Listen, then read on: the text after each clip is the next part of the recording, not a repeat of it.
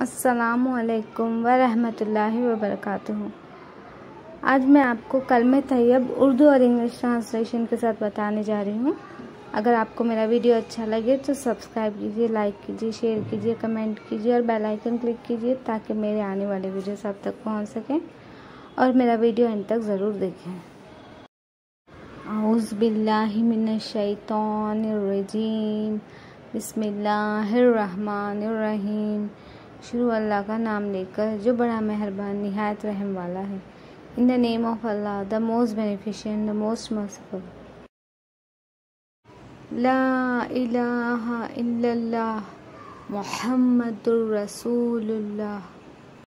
तर्जुमा, अल्लाह के सिवा कोई इबादत के लायक नहीं।